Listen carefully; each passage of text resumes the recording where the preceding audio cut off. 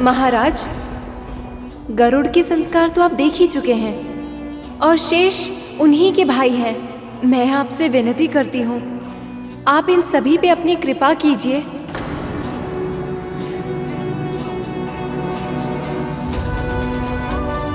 मैं आपकी एक इच्छा पहले ही पूर्ण कर चुका हूं देवी।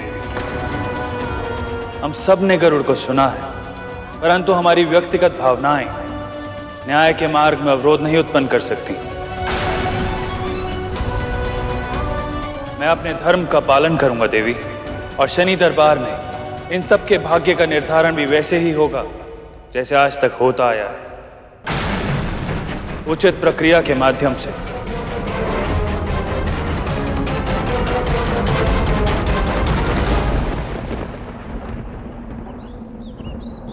मुझे कुछ क्यों नहीं दिख रहा है?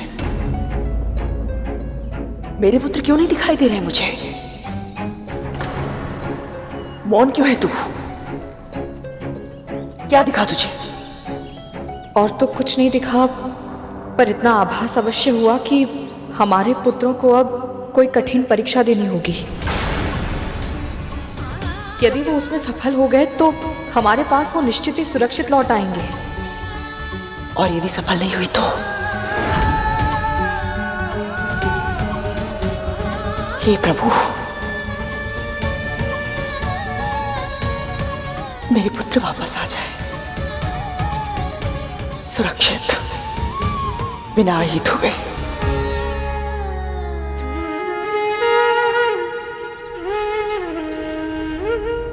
गरुड़, सही कहा तुमने।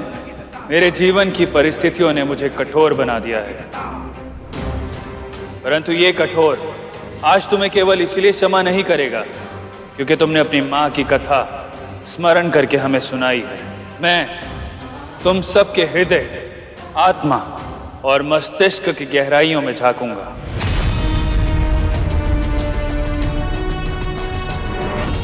फिर मैं निर्णय लूंगा कि तुम क्षमा के योग्य हो या दंड के,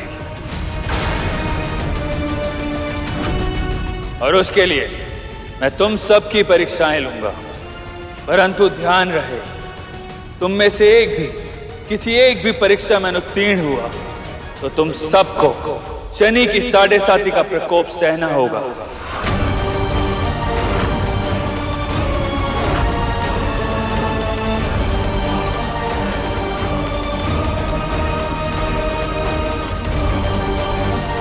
मैं आप सबको सुरक्षित लेकर जाऊंगा यहां से।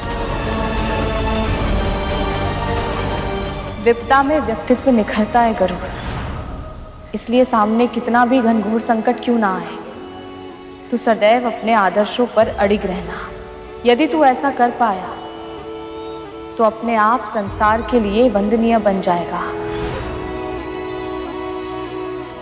देव, मेरी मां कहती है कि परीक्षा से कभी भी भयभीत नहीं होना चाहिए, क्योंकि यदि तुम्हें सही उत्तर पता हो तो आत्मविश्वास बढ़ता है, यदि ना पता हो तो ज्ञान। इसीलिए आप कैसी भी परीक्षा क्यों ना लें, मैं तैयार हूं और उत्सुक भी।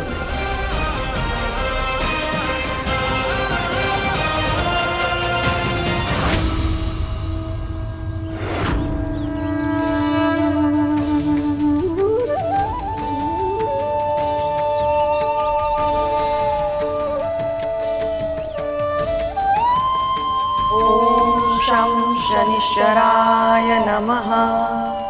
ओम शं शनिश्चराय नमः। ओम शं शनिश्चराय नमः। ओम शं शनिश्चराय नमः।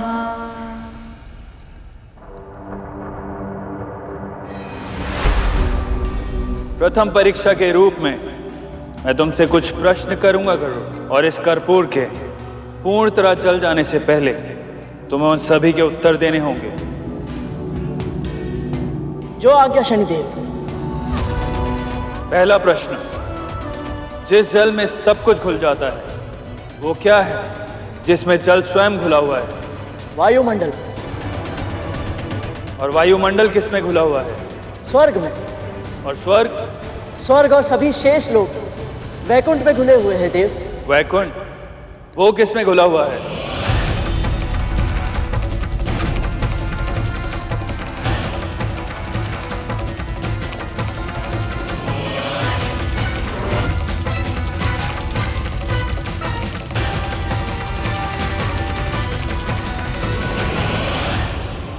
एक समय था जब कुछ भी नहीं था गरुड़, ना प्राणी, ना जीवन, ना जड़, ना चेतन। ये पृथ्वी भी नहीं थी और ये सृष्टि भी नहीं।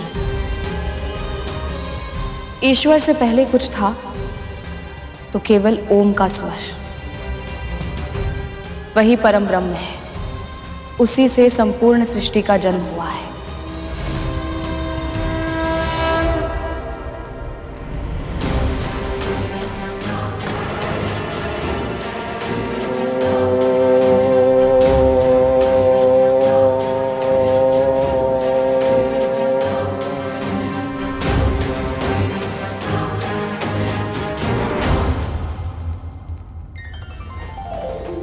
जब कुछ नहीं था तब ओम था।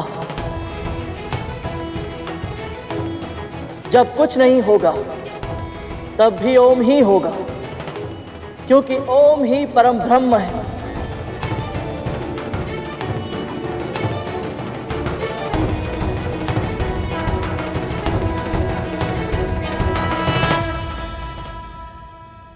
तुम अपनी पहली परीक्षा में सफल हुए गरुड़।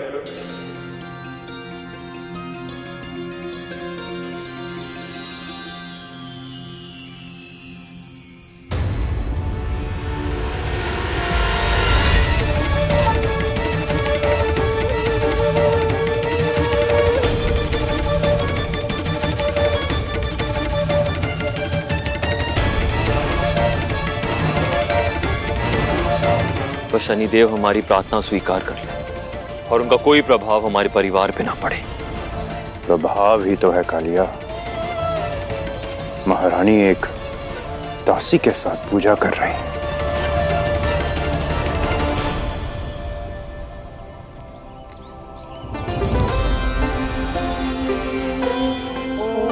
शं शनिश्चराय नमः। लगता है तुम्हारी माँ और विमाता को आभास हो चुका है कि तुम संकट में हो। उनकी प्रार्थनाओं की ध्वनि मुझ तक पहुंच रही है। ओम शं शनिश्चराय नमः। मां से कभी कुछ नहीं छिपता। न जाने कैसे वो मेरे बिना कुछ बताए सब कुछ जान जाती है। दूसरी परीक्षा और अधिक कठिन है गरुड़।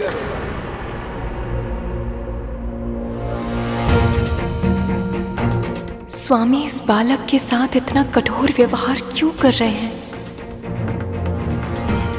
संन्यास शेष है या गृहस्थ जीवन? इस प्रश्न का सही उत्तर जानने के लिए तो मैं भी उत्सुक हूँ। तुम्हें क्या श्रेष्ठ लगता है गरुड़? मेरी दृष्टि में गृहस्थ जीवन अधिक श्रेष्ठ है देव। क्यों?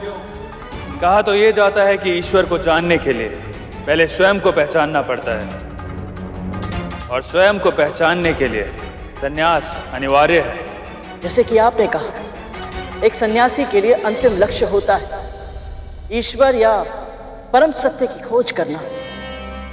पर यह खोज तो एक गृहस्थ भी कर सकता है देव। कैसे गरुड़?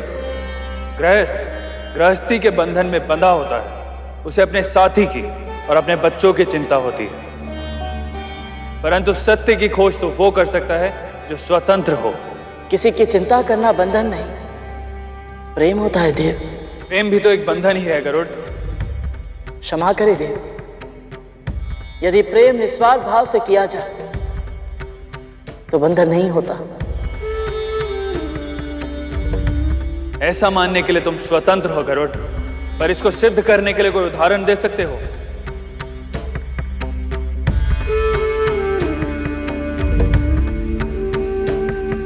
अपने पिता सूर्यदेव का प्रेम देखिए शनिदेव।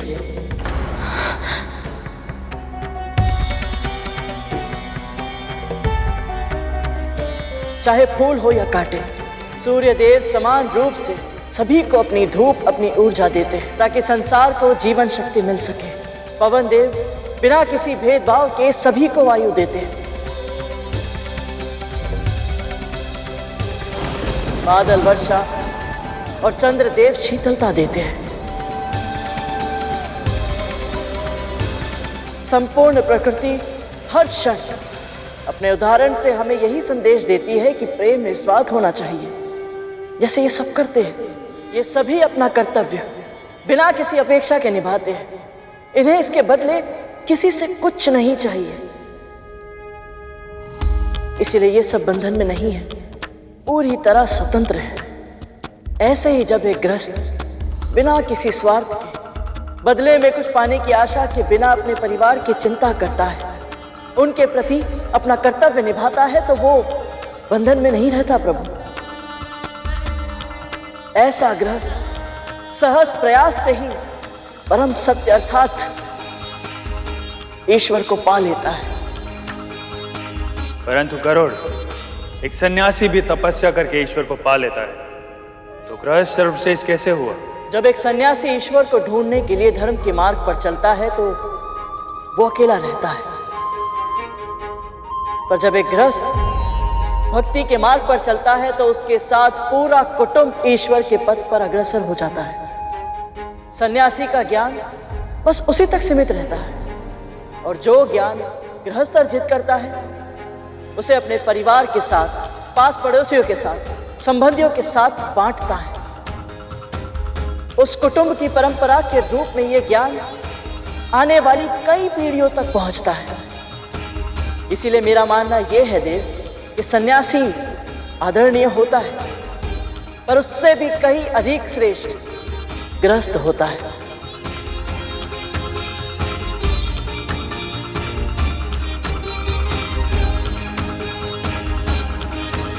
और अगली परीक्षा से पहले मैं तुम्हें बताना चाहता हूं गरुड़, तुम्हारी बुद्धि और तुम्हारा ज्ञान अद्भुत है। तुमने अपनी मां के कहे एक एक शब्द को अपने मन में संजो के रखा है, और जीवन जब जब तुम्हारे सामने चुनौतियां प्रस्तुत करेगा, ये कुशलता तुम्हारी सबसे बड़ी सहायक सिद्ध होगी। और अब मेरा अंतिम प्रश्न, तुम्हारी मां सदैव अच्छे कर्म करती है, कभी किसी का बुरा नहीं किया उन्होंने, फिर भी उनके और उनके पुत्र के भाग्य ने उन्हें दास बना दिया।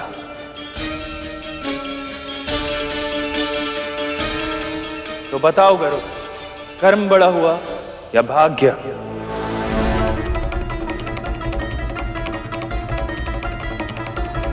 मैं महर्षि कश्यप की पत्नी विंता अपनी बहन कद्रू की दास्ता स्वीकार करती हूँ। मैं महर्षि कश्यप और मां विंता का पुत्र गरुड़, मेरी विमाता महारानी कद्रू और उनके 1 सहस्त्र पुत्रों की दास्तां स्वीकार करता हूँ।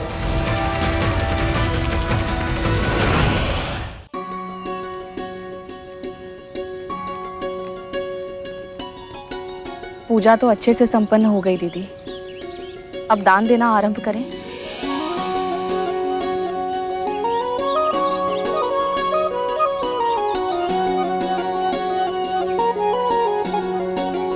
ये काली उड़द की दाल, काले तिल और नीलम रत्न है। बस मुझे इतना आशीर्वाद दीजिए कि शनि देव के ग्रह से मेरे पुत्र सुरक्षित लौट आए। जैसा तुम चाहती हो वैसा ही होगा पुत्री। शनिदेव तुम्हारे पुत्रों पर कृपा करें, उन्हें सुरक्षित अपने ग्रह से निकल जाने दें। बाबा, ईश्वर की प्रेरणा से मेरी ओर से ये छोटी सी भेंट स्वीकार करें। आशीर्वाद में कुछ विशेष नहीं मांगोगे पुत्री? आपको जो उचित लगे अपनी पुत्री समझकर दे दीजिए। अद्भुत पुत्री, अद्भुत।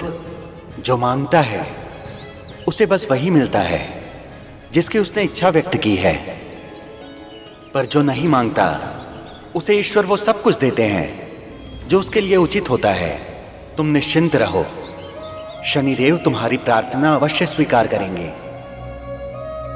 तुम्हारे पुत्र को कभी कोई हानि छू कर भी नहीं जाएगी।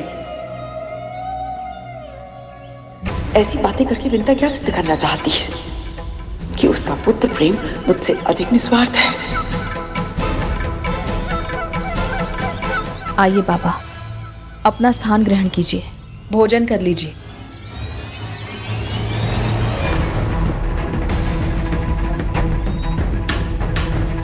पशु आखिर पशु ही होते हैं, देख रहे हो भैया। इतने प्रेम से खिलाने का प्रयत्न कर रहा हूं, फिर भी नहीं खा रहा। अरे खा रे।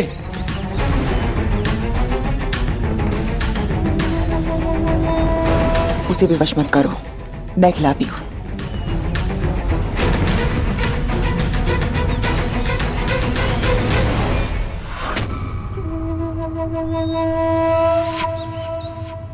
भोजन सामने है, पर पशु होकर भी ये खाने में कोई रुचि क्यों नहीं दिखा रहा है? यदि इसने भोजन ग्रहण नहीं किया तो इसका अर्थ होगा कि शनिदेव मेरी पूजा से प्रसन्न नहीं है। और यदि ऐसा हुआ तो मेरे पुत्र।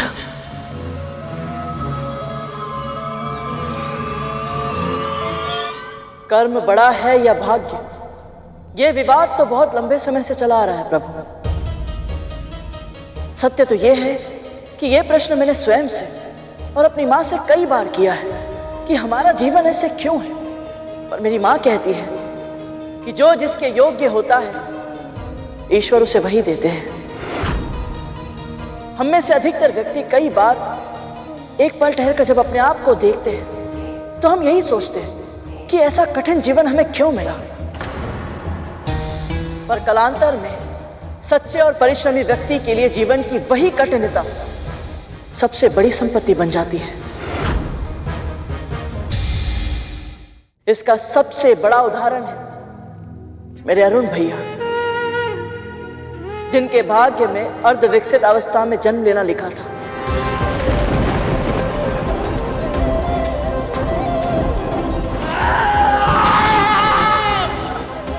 पर उनकी तपस्या से उन्होंने जो कर्म किया उसके कारण वो आज सूर्यदेव के सारथी बन गए।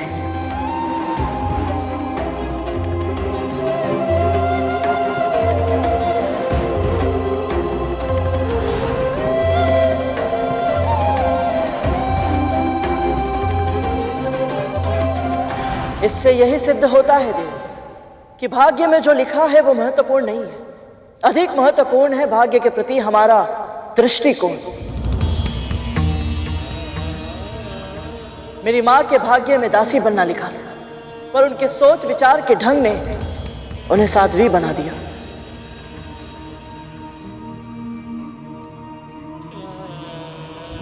दृष्टिकोण हमारा विषय नहीं है गरुड़। प्रश्न का उत्तर दो, कर्म बड़ा है या भाग्य?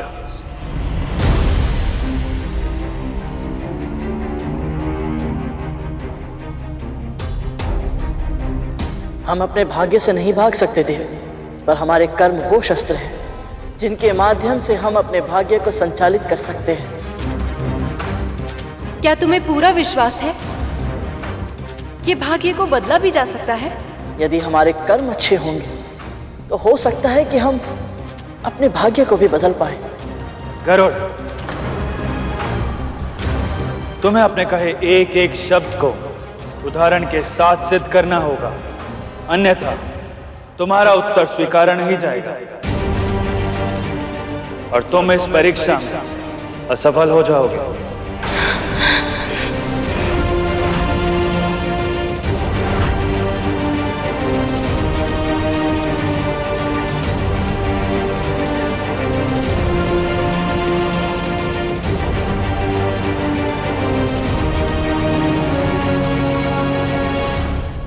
मेरी माँ ने बताया था कि एक बार माता लक्ष्मी ने श्री विष्णु से यही प्रश्न पूछा था। प्रभु विष्णु ने उन्हें एक दृश्य दिखाया जिसमें एक गाय दलदल में फंसी हुई थी। एक चोर को उधर से जाना था। वो चोर वो गाय के ऊपर पांव रखकर दलदल पार करके चला गया और उस दिन उस चोर को 4 स्वर्ण मुद्राएं मिली। फिर कुछ ही समय बाद वहां से एक निर्धन वृद्ध ब्राह्मण निकले। गाय को मृत्यु के मुंह में देखकर उनसे सहा नहीं गया। अशक्त होने के बाद भी उन्होंने अपना पूरा बल लगाया और एक रस्सी की सहायता से उस गाय की प्राण रक्षा कर ली। पर इस प्रयास से वो स्वयं नीचे गिर गए और उनके घुटनों में चोट लग गई। पर ऐसा क्यों? जिसने बुरा कर्म किया उसे पारिश्रमिक मिला और जिसने अच्छे कर्म किए उसे दंड। माता लक्ष्मी ने भी प्रभु विष्णु से यही प्रश्न किया। तब प्रभु विष्णु ने बताया कि उस दिन उस चोर के भाग्य में बहुत अधिक स्वर्ण था, पर कुकर्म के कारण उसे केवल 4 मुद्राएं मिली और दूसरी ओर उन ब्राह्मण के भाग्य में मृत्यु थी। पर अच्छे कर्म के कारण केवल एक साधारण सी चोट आई और सामने खड़े यमदूत वापस लौट गए।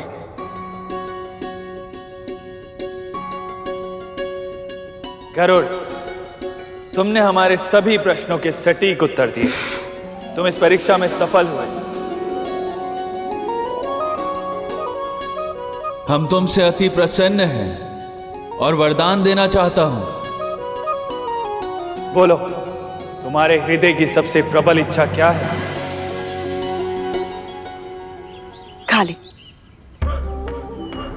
खा ले ना।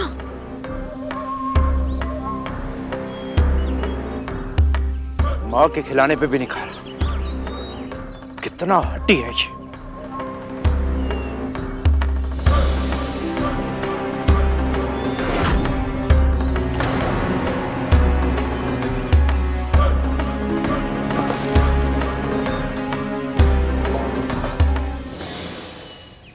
हमारी ओर से छोटी सी भेंट स्वीकार कीजिए और हमें आशीर्वाद दीजिए। ये श्वान ऐसे कैसे खा रहा है?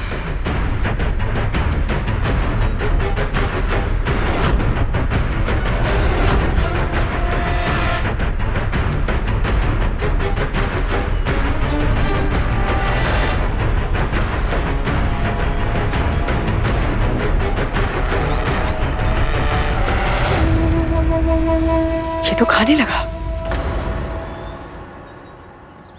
आदेश और विनती का अंतर था दीदी। आदेश सुनते ही मन विरोध करना चाहता है, पर यदि कोई नम्र भाव से विनती करे तो हृदय उसे स्वीकार करके उस बात को मानने की प्रेरणा देता है। ज्ञान बांटने की कृपा ना करें। मैं केवल इतना चाहती हूँ कि मेरे पुत्र शनिदेव के वहां से वापस आ जाए।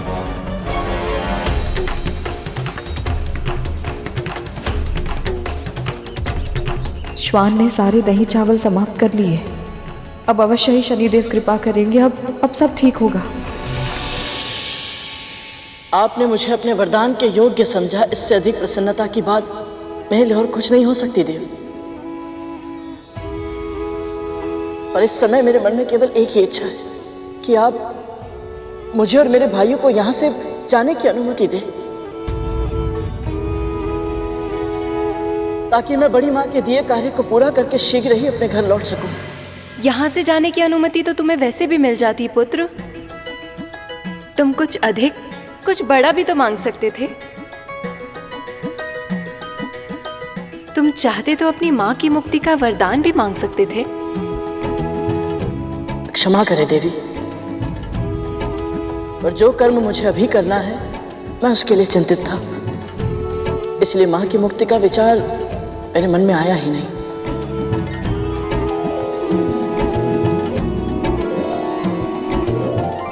गरुड़,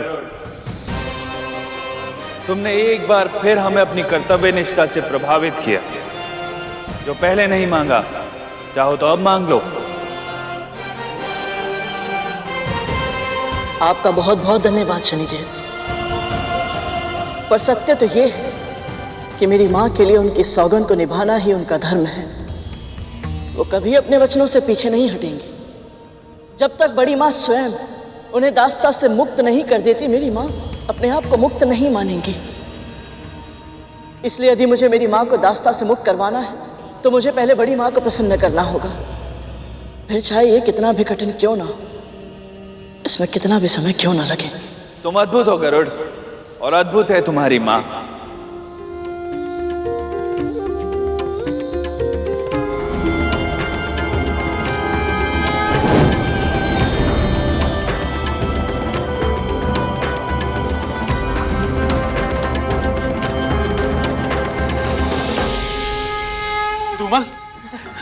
मैं तो ठीक हूँ। मैं भी। आपने हमें जीवन दान दिया। आपका बहुत बहुत धन्यवाद प्रभु। धन्यवाद अपने भाई गरुड़ को दो, इसी ने तुम सबके प्राणों की रक्षा की है। धन्यवाद गरुड़।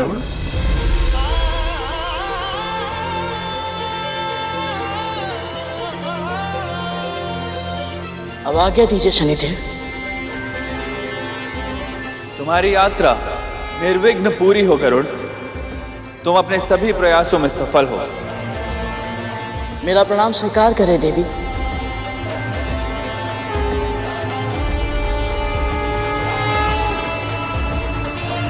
ये तो तुम्हें दृष्टि उठाकर देख भी नहीं सकते, किंतु इनकी ओर से मैं तुम्हारी छवि अपनी आंखों में बसा रही हूँ। आज इनकी कथा को इतने सुंदर रूप से तुमने मेरे सामने प्रस्तुत करके मेरा तो हृदय ही जीत लिया है पुत्र। भविष्य में जब भी कोई शनिदेव की कथा कहेगा, मुझे तुम्हारी स्मृति आएगी पुत्र, और उसका कल्याण होगा। गरुड़, देवी धामिनी का आशीर्वाद अवश्य फलेगा। जब तुम सब मेरे बंदी थे, तब तुम्हारी माओ ने पूरे विधि विधान के साथ मेरी स्थापना की, पूजा अर्चना की, ब्राह्मणों को दान दिए, काले श्वान को भोजन कर। ये उन्हीं की पूजा का फल है जो तुम सभी नाग भाई यहां से सुरक्षित लौट पा रहे हो।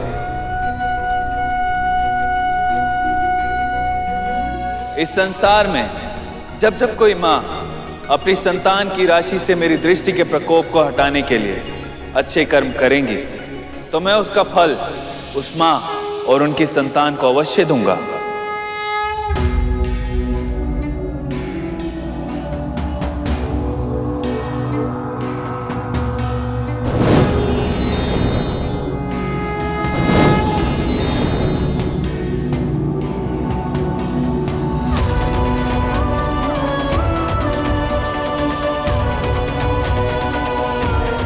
जय शनिदेव।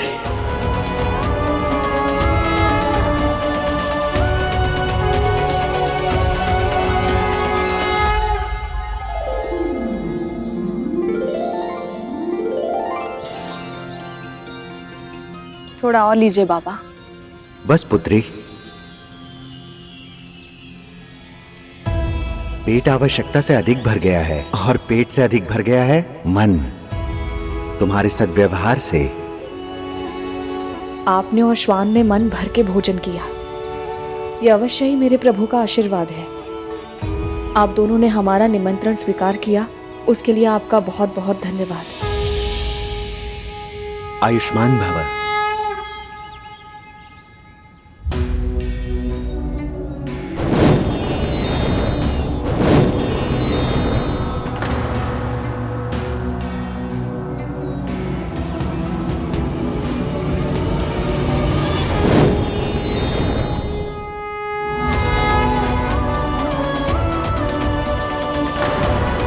शनिदेव,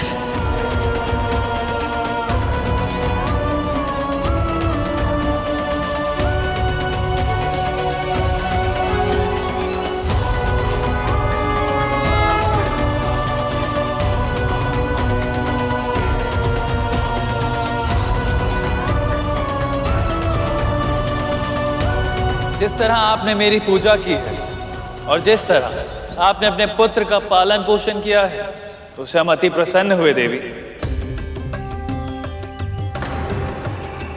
आपने गरुड़ के तन को साहस, मन को धर्म के सुविचारों और आत्मा को भक्ति से सींचा है, और वो भी तो आपके कहे हर शब्द को प्रत्येक क्षण स्मरण रखता है। उसके हर कर्म में आपके दिए संस्कार दिखाई देते हैं, और मुझे पूर्ण विश्वास है भविष्य में आपका पुत्र अपनी मातृभक्ति के लिए जाना जाएगा। भविष्य में आपका पुत्र अपनी मातृभक्ति के लिए जाना जाएगा। भविष्य में आपका पुत्र अपनी मातृभक्ति के लिए जाना जाएगा, और वो केवल आपके लिए ही नहीं, परंतु समस्त संसार के उद्धार में सहायक होगा।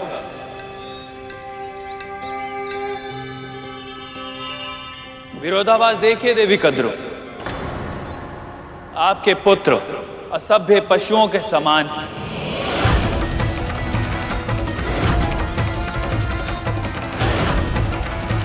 उन्होंने हमारे सैनिकों पर आक्रमण करने का दुस्साहस किया, और परिणाम वही हुआ जो होना था। आपके पुत्र घायल हो गए।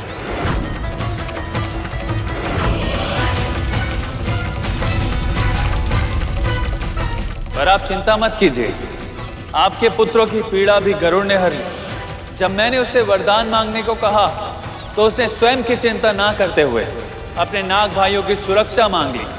ऐसा है उसका व्यक्तित्व। इसका अर्थ है मेरे पुत्र सुरक्षित हैं। हाँ, अभी तक तो सुरक्षित है और शीघ्र ही आपके पास लौटेंगे भी। परंतु यहां मैं आपको चेतावनी देने आया हूं देवी कद्रू। जो बीज आज आप बोएंगी कल वही वृक्ष बनेगा। और अभी भी समय है देवी कद्रू। देवी विंता और उनके पुत्र को कष्ट देने का पाप मत कीजिए। कहीं ऐसा ना हो कि आपके ही षड्यंत्रों की ज्वाला आपके सुख को जला के भस्म कर दे।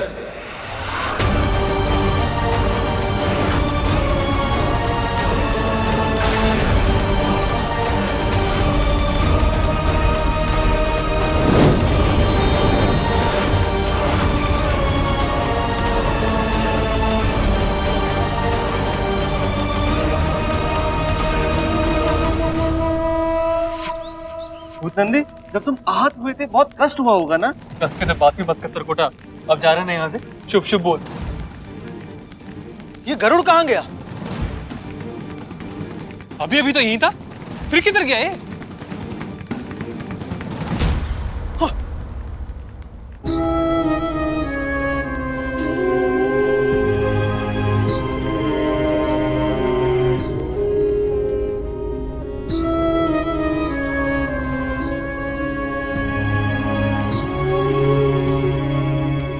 मेरे होते हुए भी आप सबको घाव लग गए।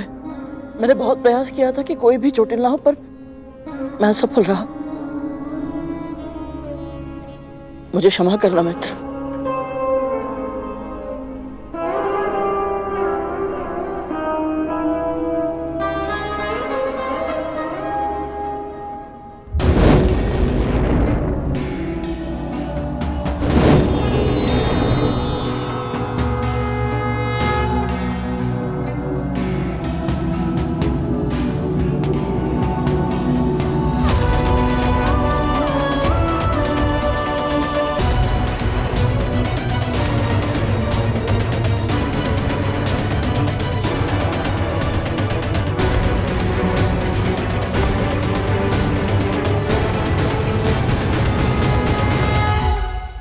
जो प्राणी विशेष नहीं होते, महत्वपूर्ण पदों पर आसीन नहीं होते, जो संसार में सबकी आंखों के सामने होते परंतु अधिकतर किसी को दिखाई नहीं देते, ऐसे साधारण जनों की सेवा कर तुमने मेरे हृदय में एक विशेष स्थान प्राप्त किया है गरुड़।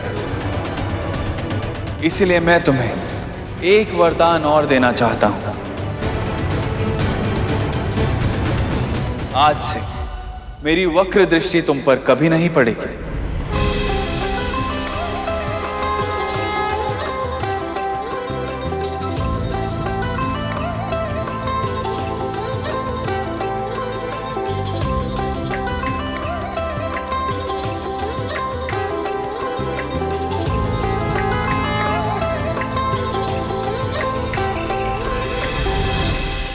दीदी, हमारे पुत्र स्वस्थ हैं, सुरक्षित हैं और शीघ्र ही हमारे पास लौट कर आ रहे हैं। स्वयं शनिदेव ने आकर हमें यह आश्वासन दिया है, इसलिए हमें वही करना चाहिए जो उन्होंने कहा है। मुझे क्या करना चाहिए और क्या नहीं करना चाहिए, इसका निर्णय तू सुनाएगी मुझे।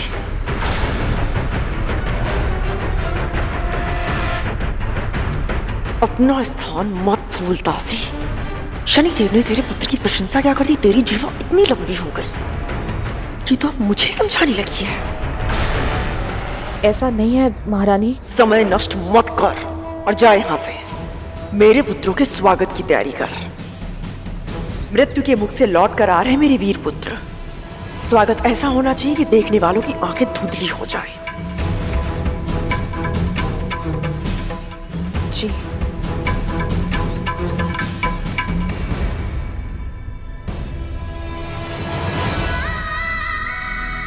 स्वयं शनिदेव ने समझाया, पर उनके वचनों को भी अनसुना कर दिया दीदी ने।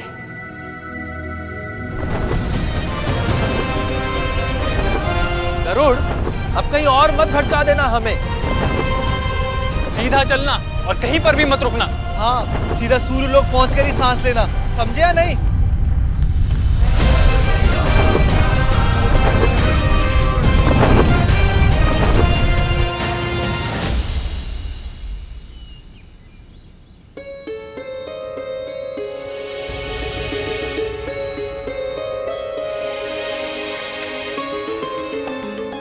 ये प्रसाद के पेड़े यहाँ कैसे हैं? तुम दोनों ने प्रसाद नहीं लिया? हम सब तो प्रसाद ले चुके। ये महारानी कद्रू और उनके पुत्रों का है।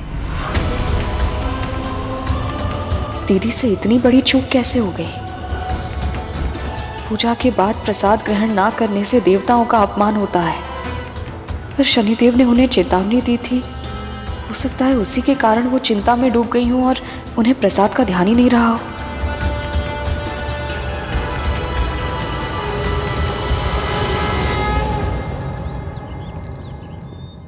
हे शनिदेव, दीदी और उनके पुत्रों से अनजाने में ये भूल हुई है, उन्हें क्षमा कर दीजिएगा।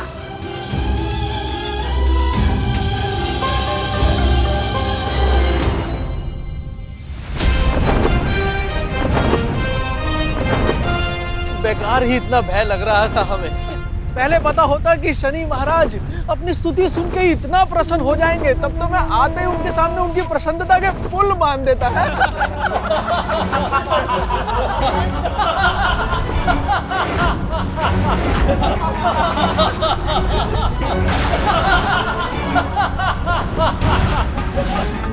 ये अन्य ग्रहों से कितना भिन्न दिखता है।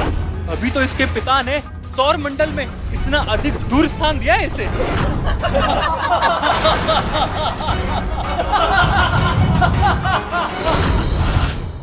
ना रंग है ना रूप है, कितना कुरूप है। मैं तो ये सोच रहा हूँ ऐसे व्यक्ति को इतनी रूपवती पत्नी मिल कैसे गई।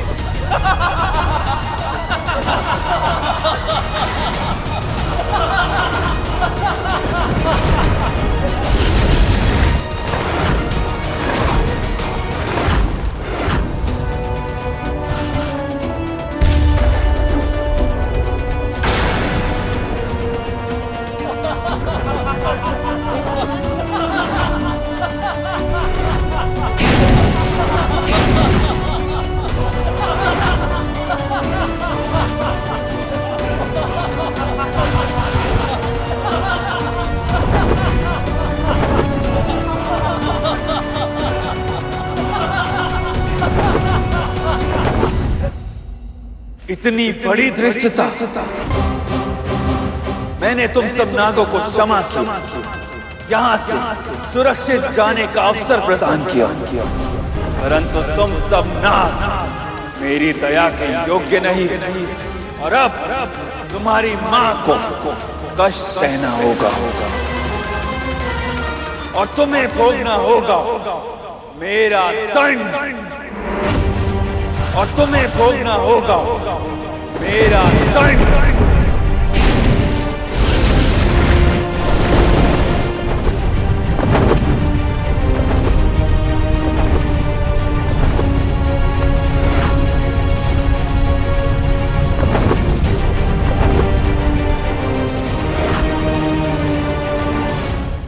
पक्षीराज गरुड़ के साहस भरे कारनामे देखने के लिए चैनल को सब्सक्राइब करें और साथ ही बेल आइकॉन दबाना न भूलें।